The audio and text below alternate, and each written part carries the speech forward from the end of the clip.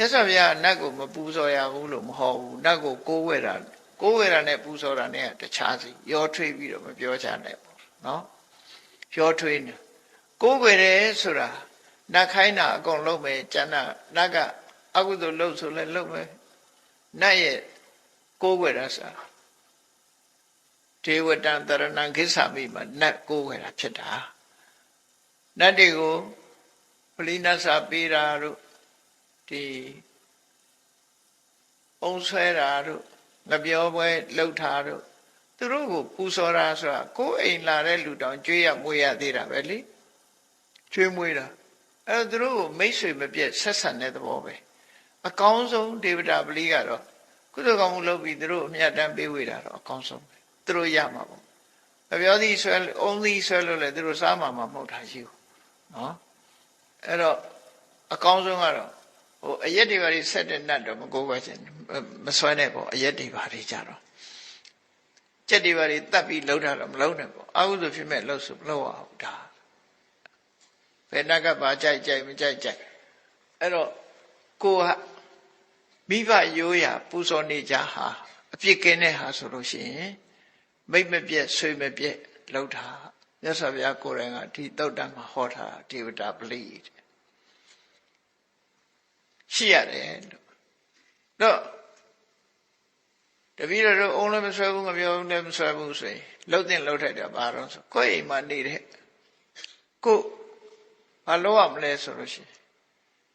ဖရာပူဇော်ပြီးတော့အမြတ်တမ်းပေးဝေမယ်မေတ္တာပို့မယ်ဒါတော့အကောင်းဆုံးပဲဒါလည်းပြစ်ထားတာမဟုတ်မမြင်အပ်တဲ့အရာတွေကများစွာရှိတယ်လေများစွာရှိတော့သူတို့နဲ့တော့ရံမဖြစ်နဲ့ပေါ့ရံသွားဖြစ်ရင်ကတော့တိရစ္ဆာန်နဲ့ရံဖြစ်တောင်ကိုယ်ဒုက္ခပေးမှာပဲအိန္ဒဏီချင်းနဲ့ရံဖြစ်လဲကိုယ်ဒုက္ခပေးမှာပဲ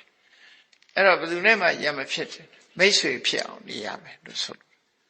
အဲ့ဒါထေဝတာပလိလို့ပြောတယ်ဟိုနတ်ပွဲတွေသွားပြီးဟို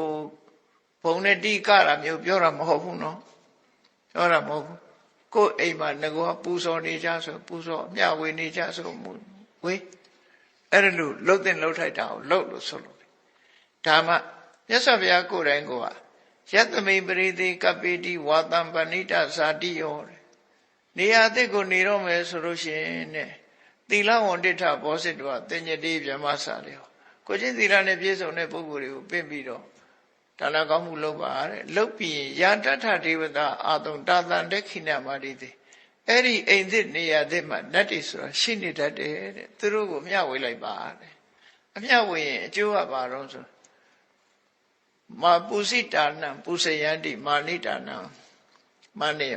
တာမာနိယန္တိနာကိုသူတို့ကိုပူဇော်ရင်သူတို့ကလည်းကိုပြန်ပူဇော်တယ်ဒေဝတာနုကံပိတောပောသောတရာဘတ္တရာနိပတ္တိနတ်တွေကကိုယ့်ပေါ်မှာလိုလားဆောင်းလျှောက်ပြီးဆိုရင်အဲ့ဒီပုဂ္ဂိုလ်ဟာကောင်းတာတွေနဲ့ကြီးပဲကြုံရတယ်လို့ဒီလိုဟောတာဗျာနော်ဒီလိုဟောတာအဲကြောင့်ဘယ်ကိစ္စပဲဖြစ်ဖြစ်အစွမ်းမရောက်စေရဘူးအမှန်သိဖို့လိုအပ်တယ်ပေါ့အမှန်သိဖို့လိုအပ်တယ်ကိုးကွယ်တာနဲ့ပူဇော်တာနဲ့တခြားစီပဲကိုယ်အိမ်လာတဲ့လူကိုကော်ဖီလေးတိုက်ဒါကိုးကွယ်တာမှမဟုတ်တာကျွေးတာလေ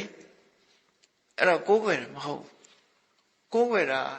ဒါမျိုးပြောတာမဟုတ်ဘူးဆရာတင်ပြီးတော့သူခိုင်းတာတွေအကုန်လုံးထားအဲ့ဒါမှကိုးကွယ်တာအဲ့ဒါကြတော့ကိုးကွယ်တယ်လို့ခေါ်တယ်